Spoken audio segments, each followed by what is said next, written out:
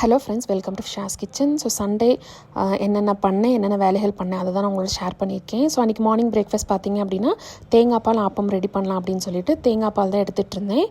So தேங்காய் பாலுக்கு வந்து நான் ஹாட் வாட்டர் ஊற்றி தான் வந்து எடுப்பேன். ஸோ அதனால் தேங்காய் பால் நிறையா வரும்.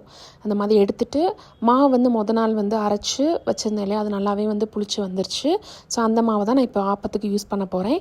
ஆப்பச்சட்டி வந்து இன்னும் நான் பழக்கலை, அதனால் இப்போ வந்து நான் தோசை சட்டியில் ஊற்றிட்டுருக்கேன். ரொம்ப சாஃப்டாக வந்திருந்தது. உங்களுக்கு வந்துட்டு மாவோட ரேஷியோ வேணும் அப்படின்னு நீங்கள் நினச்சிங்க அப்படின்னா கமெண்ட் பண்ணுங்கள், நான் ரேஷியோ வந்து ஷேர் பண்ணுறேன். ஸோ இப்போ மாவெல்லாம் எடுத்துகிட்டு சரி தோசை சட்டியில் பார்த்தீங்க அப்படின்னா ஹீட் பண்ணிவிட்டு சும்மா சின்னதாக அப்படியே ஊற்றிட்டு மூடி போட்டு வச்சுருவேன்.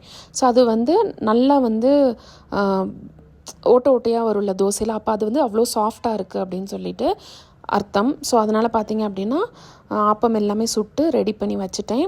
ஸோ இதுக்கு மேலே பார்த்தீங்க அப்படின்னா பிரேக்ஃபாஸ்ட்லாம் சாப்பிட்டுட்டு ஃபஸ்ட்டு வந்து மார்க்கெட் போகிற வேலை தான். ஏன்னா காய்கறி எதுவுமே இல்லை, அதனால் மார்க்கெட்லாம் போயிட்டு வந்துட்டு தான் மற்ற வேலைகள் ஸ்டார்ட் பண்ணணும். இப்போ வந்துட்டு மார்க்கெட் போகும்போதே தம்பி வந்து கேக் வேணும் அப்படின்னு சொன்னால், இங்கே ஃப்ரெஷ்ஷாக கொடைக்கானலில் பார்த்தீங்கன்னா எல்லாருக்குமே தெரிஞ்சிருக்கும், பேஸ்ட்ரி கார்னரில் தான் வந்து ஃப்ரெஷ்ஷாக இருக்கும்.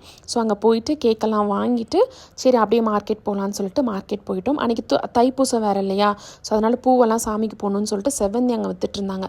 அது அப்புறம் தேவைப்படுற காய்கறி எல்லாமே வாங்கியாச்சு. ஸோ வாங்கிட்டு அப்படியே வீட்டுக்கு வந்தாச்சு. வீட்டுக்கு வந்ததுக்கப்புறமா என்ன ஒரு 5 மினிட்ஸ் ரெஸ்ட் எடுத்திருப்பேன். அதுக்கப்புறமா லஞ்ச் ப்ரிப்பேர் பண்ணோம். தக்காளி சாதம் இருந்தது அப்படின்றதுனால நான் வந்து சும்மா துவையல் மட்டும்தான் ரெடி பண்ணியிருந்தேன். அன்றைக்கி நான்வெஜ்லாம் பண்ண முடியாது, ஏன்னா தைப்பூசனால.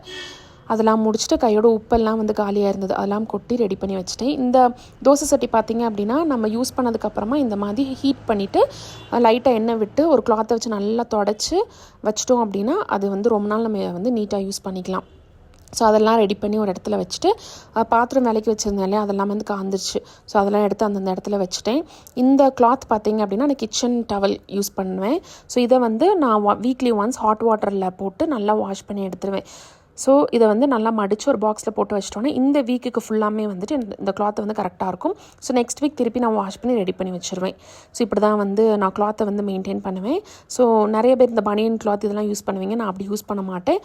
கிளாத் வந்து மைக்ரோஃபைபர் கிளாத் வாங்கி அதை நீட்டாக வந்து யூஸ் பண்ணிப்பேன். ஸோ அந்த வேலையெல்லாம் முடிச்சுட்டு சரி துணி காய வச்சிடலாம் அப்படின்னு சொல்லிட்டு வெளியில் வந்தால் கிளைமேட் பார்த்திங்க அப்படின்னா அப்படியே மிஸ்ட்டாக அந்த பனி இறங்கும் இல்லையா, அந்த டைம் ஒரு 4-5 அந்த மாதிரி. ஸோ நல்லா மிஸ்ட் இறங்கிட்டு இருந்தது, செம்ம குளிர். ஸோ இதுக்கு மேலே பார்த்தீங்க அப்படின்னா ரெஸ்ட்டு தான். ஸோ அப்படியே பார்த்துட்டு ஒரு 7 o'clock வரையும் ரெஸ்ட் எடுத்துகிட்டு அதுக்கப்புறமா டின்னர் ப்ரிப்பேர் பண்ண ஆரம்பிக்கணும். ஸோ அன்றைக்கி டே பார்த்தீங்க அப்படின்னா ரெஸ்ட்டே இல்லாமல் ஹரிபரி அப்படி தான் போயிட்டு இருந்தது. ஸோ உங்களுக்கு இந்த வீடியோ பிடிச்சிருந்துச்சு அப்படின்னா ஃபிஷாஸ் கிச்சனுக்கு சப்ஸ்கிரைப் பண்ணிக்கோங்க. இன்னொரு வீட்டில் பார்க்கலாம். தேங்க்யூ, பாய்.